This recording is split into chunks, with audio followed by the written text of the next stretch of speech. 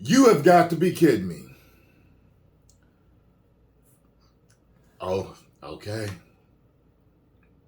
I do want to talk about cocaine sharks. No, I did not make that term up. Thousands of sharks off Florida's coast may have ingested bales of cocaine left in the water by drug smugglers attempting to get their product into the U.S. Marine biologist Tom the Blowfish Hurd, also known as Fish, wanted to look at whether the sharks have come into contact with the drug, and that is the subject of a documentary that will premiere on Discovery Channel's Shark Week called Cocaine Sharks. Hurd joins us now live from the UK to talk more about this. Thank you so much for taking the time to be here. No worries, mate. Thanks for having me. Of course. So first off, break down for me what exactly is a cocaine shark? It's a very, very good, very catchy title, but realistically, in the context of the show, we're just looking for sharks which are displaying strange behaviours, unnatural behaviours, the kind of things that we could potentially draw parallels to drug use or drug addiction from. And what made you want to take a closer look at this topic in general, sharks and possibly ingesting some of the drugs? Well, in this case, as you said, the area that we looked in, the Gulf of Mexico, Florida Keys, all that kind of stuff, this is a very, very unique environment where you're getting regular, passages of these drugs moving backwards and forwards. So a shark coming into a contact with a really big hit of coke in one go would be, a very much a lightning strike moment.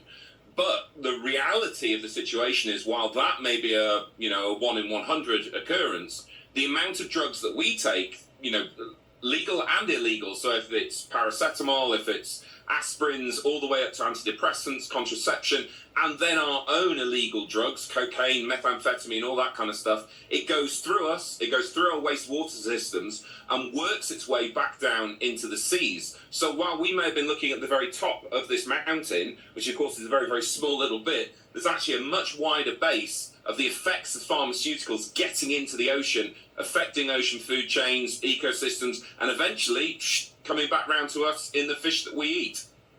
And something that's interesting, of course, you have the title Cocaine Sharks. It catches people's attention there, and they think it's kind of funny. But in reality, this is actually a fairly serious topic that you are discussing and looking at closer.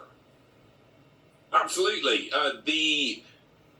We have for too long used the oceans as essentially out of sight, out of mind, a great dumping ground for many, many different things. Mm-hmm. And, I think the idea that people's food sources and indeed livelihoods for fishermen, the fact that they might be polluted not just with cocaine, but, other such pharmaceuticals, these are the kind of things you need to go to the doctor for and get, proper, prescription. So the last thing you want to do is be, taking in someone else's contraceptive medication when you're having your fish fingers of an evening.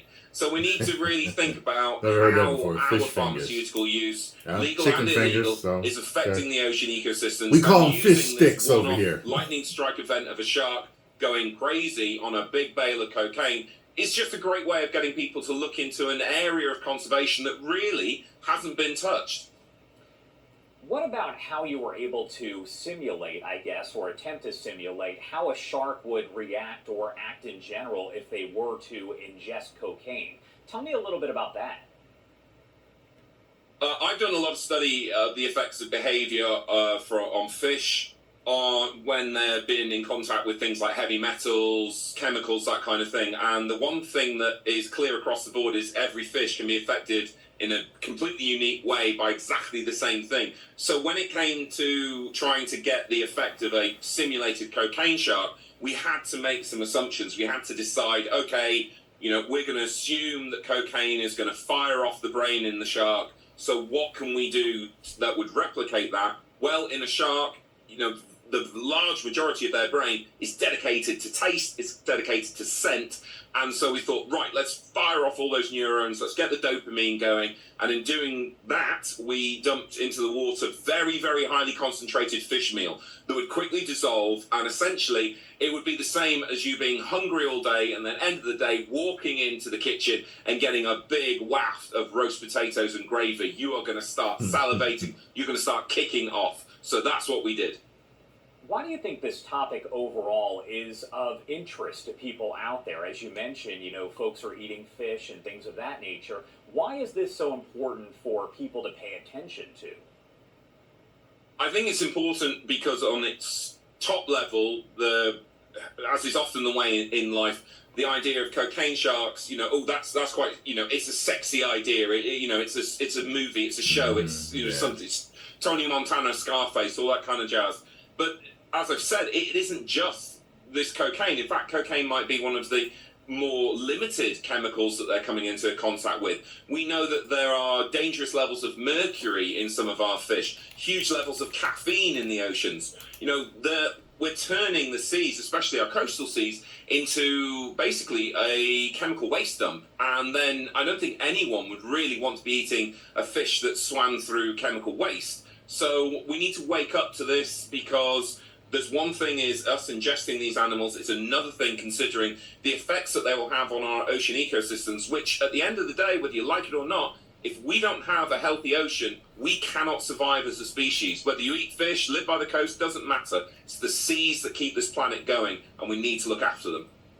And this is some of the video here from the Discovery Channel. Really quickly, if you could just let me know a little bit more about this docuseries and where people can watch it.